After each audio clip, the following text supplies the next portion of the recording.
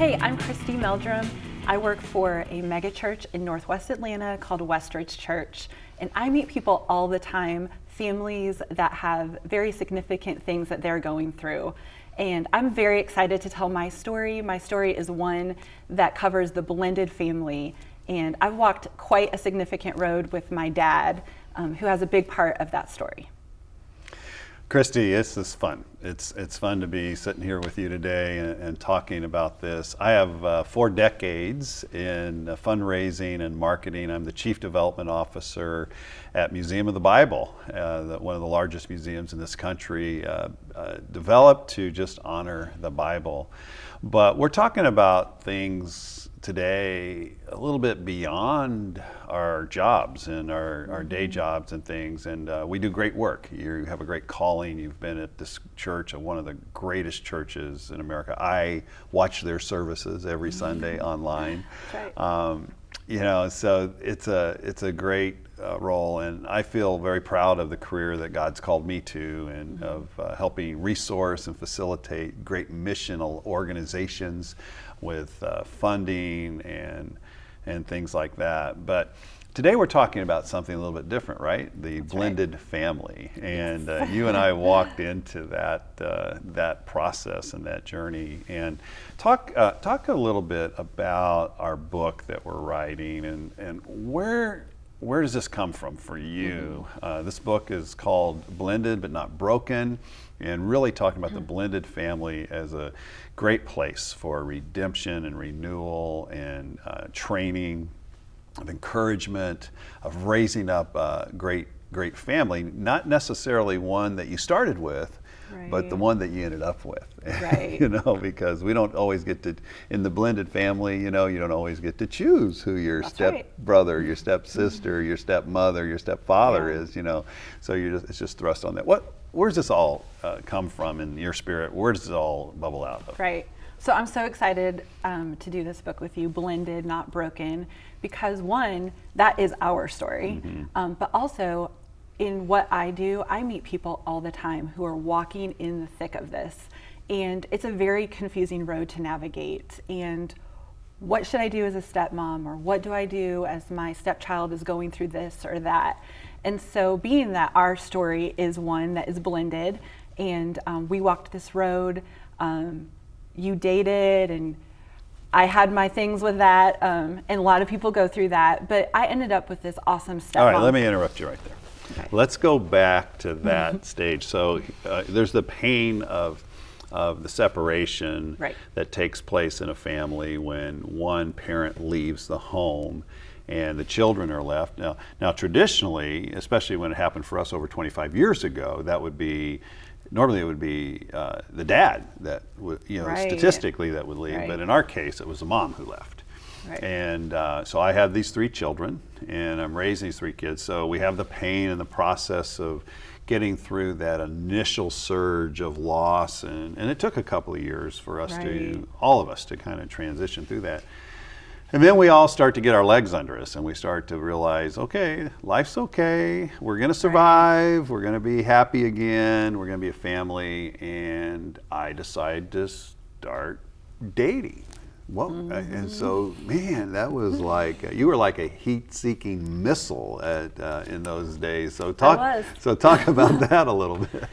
At that time, when you started dating and all of that, I just remember that the hard part for me was thinking about the fact that I just had all these emotions I didn't know what to do with. And because of that, because I was old enough to understand, but not mature enough to know that you could be trusted with such a task as dating and possibly adding somebody into our household, I just had all these emotions I didn't know what to do with. So I know I created a little trouble for you with the first couple people that you dated. Just a little bit. Just a little trouble. But then, I really just didn't know what to do with that. And I know that there was a reason you started to not introduce us to anybody until you were way down the line in the dating and maybe more serious. So we didn't meet a ton of people, probably thanks to me.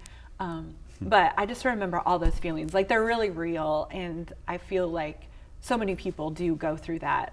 And I just think of a couple people that I know I messed it up for you with. And I know we have a really funny story of one time when you were ready for somebody to come over to the house and to have dinner.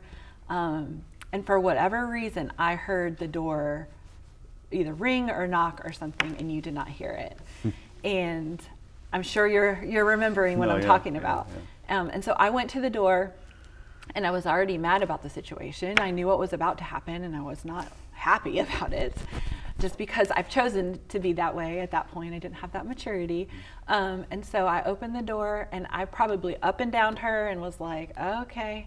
And I walked to my room, and I didn't tell you she was there. You remember this? I do. And if I was in that position, I can only imagine what she was feeling.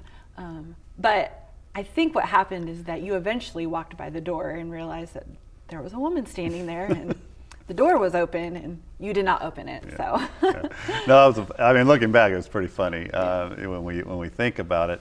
But you really touched on a value that actually somebody shared with me who had been a single parent and was at that stage. They were a few years ahead of where I was, of actually having been remarried. And they shared with me some of the real mistakes that they made in their journey was introducing a potential new stepmom or stepdad, whatever the situation was, to their kids, too early in the process. And that was really important to me, not to just unduly take you or your younger brothers through all of this attachment and not without really knowing how I felt about a particular person. Right. And I'd made a couple mistakes in that regard. And Sure. You guys, you loved me, and you loved what our family was. I mean, we were recovering, we were healing, in those days. And that you weren't mature enough, as you said, to really kind of process through all of that and those difficulties. Christie, what if you were to sit right now and talk to a 13-year-old girl going through at the early stages of this, and look at the camera and talk to someone that was where you were many years ago. It's over 20 plus years ago. But what are the 2 or 3 things you would say to her today? Yeah. I think if you were a 13-year-old girl like I was, and you found yourself in a situation where your parents are not married any longer, and you are just feeling hurt, you're old enough to understand, but you're broken because you wanted your family to be a traditional family unit like I did back then as well. I would just say to hold on. Walk this out with your parents. Be very open. Don't be afraid to talk about something. Ask your parents if you could talk with somebody who has been there and done that, whether that be a counselor or somebody at your church. Walk this out with God.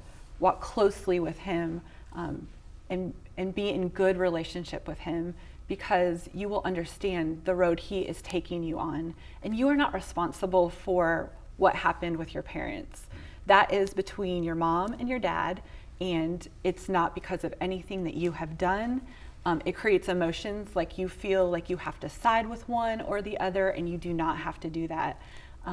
You're young, they want you to live as kids, but I think the biggest thing is to just be able to talk to your mom or your dad and let them help you walk through it. It might be something where you have a mentor at school or even at church is what I think. I think of the people that were leading my youth group when I was 13 and 14 and 15, who, even though maybe they don't have the exact same experience, I trusted them, they knew me, and they were willing to show me the way. They were willing to show me what God says about this, and that no matter what, He loves me. He has a design for me. And above all, I think one of the greatest things I had to learn at those early stages was to forgive my parents. I had a lot of hurt and anger towards my mom, and my dad even caught me one time kind of writing this letter because I was so mad and I wanted to tell her how I thought. And my dad said something to me, and I will never forget it. And he said, if you cannot find a way to forgive your mom, there are things that God wants to do with your life, He wants to do with your story, and He wants to do in your heart. And if you are harboring that great sin, He cannot move you forward. And God wants to move you forward, and you have a story to tell, and you have people to impact and influence. And I think that that is all ahead of you. So walk tight with God and be very open to forgiveness, especially if you're harboring that with your mom or your dad. Well, the story Christie's talking about is a book that we're writing called Blended and Not Broken. And it's a wonderful story of renewal, of redemption, and second chances that we get inside the construct of the blended family. Christie, what are you thinking about that book right now? I'm so excited about Blended, Not Broken, because we're going to unpack all of these things that a blended family really goes through, story after story, in real life circumstances that you find yourself in, whether you are a kid going through that, whether you're a step parent going through that, or a biological parent and you're trying to figure out how to blend everyone together, and that's just brand new for you. Blended Not Broken is going to be an awesome real story of what two people have went through and how we've come out on the other side, and it is a story that is not broken.